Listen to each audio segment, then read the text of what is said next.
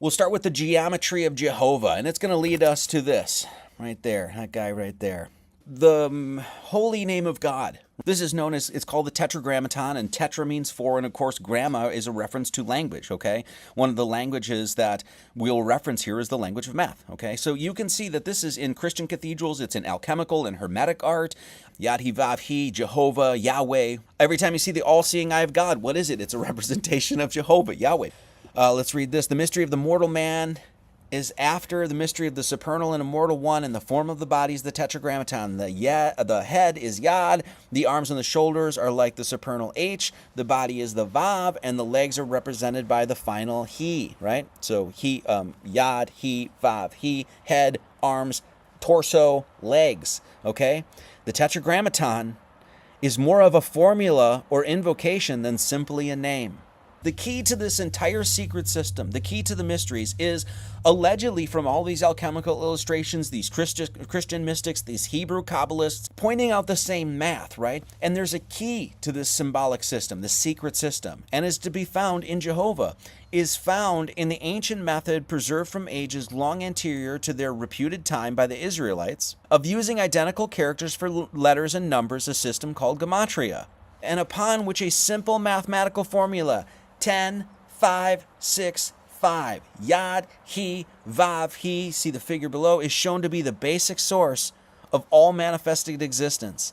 And this is the Geometry of Jehovah. A is 10, the top C is 6, and then your sides D and D are 5.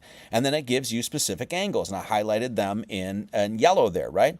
66.4, basically 66.5.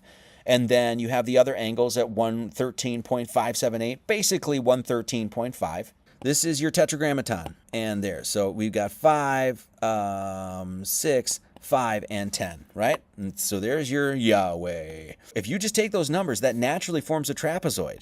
So here you have 10, there's 6, and then you have your sides, which are equal. There's your trapezoid. So what they're saying is that these angles here, this angle here is 66.5, roughly, right? 66.5. And then this angle here is 113.5. This is a truncated pyramid, right? Which means if you continued the pyramid up, do you know what you would have? That's 47 degrees. And we're going to explore why that's important. Do you know what this triangle is? It's this right here. So when we said Jehovah, that's literally the dimensions, and I'll show that in just a second here. That's literally the dimensions of that pyramid.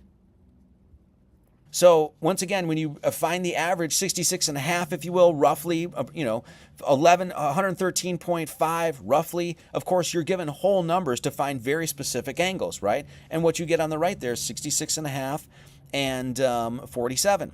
Of course, 1 degree of 1 hour is 15 degrees that the sun makes. 1 hour is 15 degrees. 15 times 24 is 360, and that's your revolution of the sun. Okay, 15 times pi is 47. Roughly 47.1. So all you're doing is taking the 15 degrees of the hour, and what you're going to find is that upper angle of that pyramid. You can also find that this would resolve at 47 as well, and you just take the difference between 113.578 minus 66.42, the specific angles, and what do you get? 47.1. So now we have this 47 degrees up here. Everybody see this? And we say, okay, great. That's exactly what they're showing us on the $1 bill. That's 47 degrees. You can grab your protractor and you can check it out yourself, okay? So what is that 47 degrees, what is it discussing? This 47 is how you actually map the sun. We can extract this number directly from mapping the sun. To give a clue as to why the sun varies, all you need to do is put a stick in the ground. If you do this, you will notice that at solar noon, when the sun is at its highest point in the sky, there is a shadow of a certain length from which you can measure an angle. If you do this for 1 year, you will notice that there was a maximum angle measured and a minimum angle measured. This works for any latitude. The difference between those maximum and minimum angles will be 47. The difference between this is 23.5.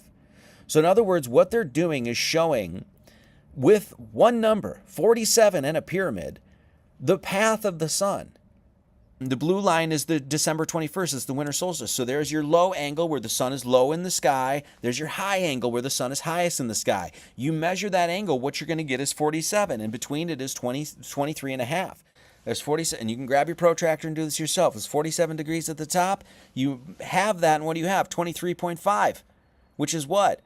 The middle line. 47, Tropic of Cancer, Tropic of Capricorn, 23 and a half. The rest to 90 is what? 66 and a half. That is what all of that is discussing. Then it leads up right to the top of what you're supposed to do metaphysically. That's transcend the materiality. That bottom is what? Material. Even 3 dimensions. You can see it. Bricks. And it's ascending just like you have to ascend, just like the ladder we talked about last week. Then you get to the top and it's elevated from the materiality. And what is it? It's unification with God Almighty in the Trinity, and the sun, the light, the Word, of course, and the light of the sun shining behind it. Boom. That's at 47 degrees.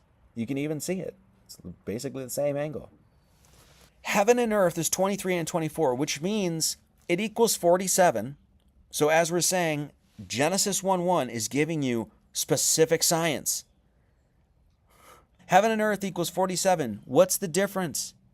23 and a half. By heaven equaling 23 and earth being 24, they're giving you the specific angle for you to find literally the equinoxes and the solstices.